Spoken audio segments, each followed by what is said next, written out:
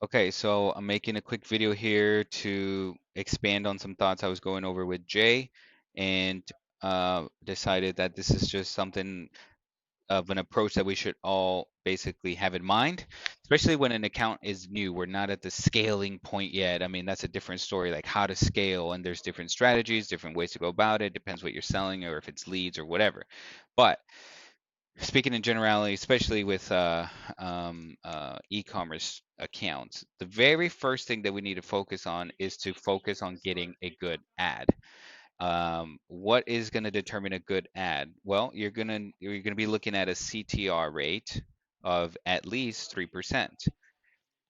CTR all is the metric that you see inside your ads manager, right? Um, Now, going further even into this, like what can you do to make a good ad? Well, that's where the competition research comes in. So I've made videos about this already, and your copy and your creative, like your image or your video, is what's going to make a good ad. So the best ads that are working right now, as far as video and images is concerned, is the user generated kind of content. So just get your iPhone out or whatever, and then shoot a quick video, and then boom, put it up and test it. And if you don't see the CTR, if you don't see like you'll know right away when you have a good ad. It's gonna be like, people are gonna comment back and forth, they're gonna like, they're gonna share. It's gonna happen really fast right away from the start, and then you're like, oh, well, I'm onto something here, and then you can even kind of dive deeper into that. Like, okay, let's say you made a video showing X, and you made it for 30 seconds. Now you know you can make another video for 30 seconds, show X, but maybe with a different model or a different angle or a different whatever. You know what I mean? Like you found something that's winning, so you kind of want to expand on that and find more better and better winning good ads. Step number one. Step number two, which kind of goes in hand to get a good ad, you do have to show it to the right audience. But step number two of this, moving from left to right here of this whole process, is we need to figure out good interests, and then you can move on to good lookalikes as you're targeting. Good interest is sometimes going to be surprising. Like let's say you're for Dr. Berg keto, you could target, let's say, Trump or Fox News or something like that, because doing competition research, you're going to find that his audience is very conservative. They're into that kind of thing. So if you target that interest, you're targeting the right kind of people.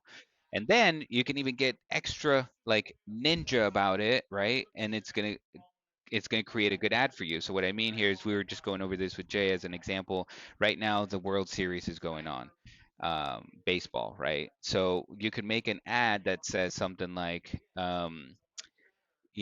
like we were talking about Veterinix Labs, they sell the probiotic supplements for dogs, and then we said something like, you can make an ad that says like, we um, this product is a home run for all your dogs, and then you could say something like, use promo code World Series and get 10% off your next purchase or whatever, and then you're going to target the Tampa Bay Rays and the LA Dodgers, and like the teams that are in the World Series right now, and then you can make a campaign around that.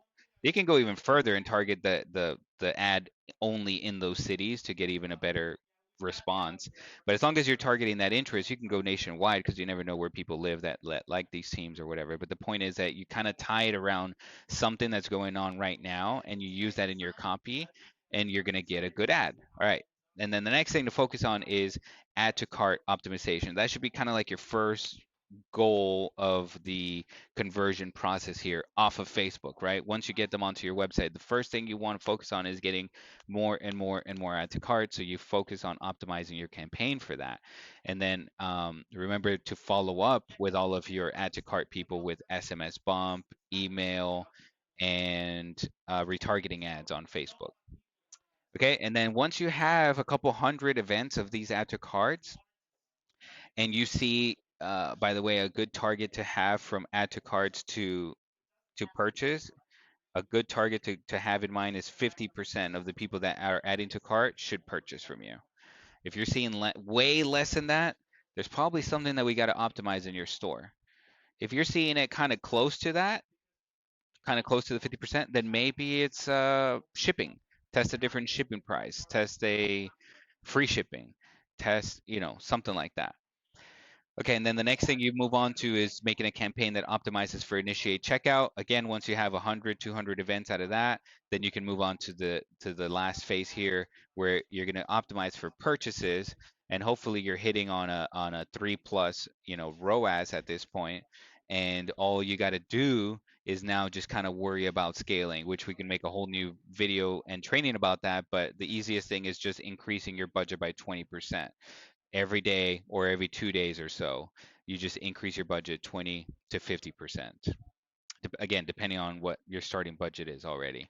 If you're, let's say your budget's already at $100 a day, 20% is a little bit better. It's more conservative. It's not going to throw your optimization out of whack. But if you're spending $15 a day right now, you can increase it 50% or even 100%. It's not going to throw you off that much. All right, hopefully that helps. Unless, Jay, you have anything you want to add? Okay, good. Let me stop this.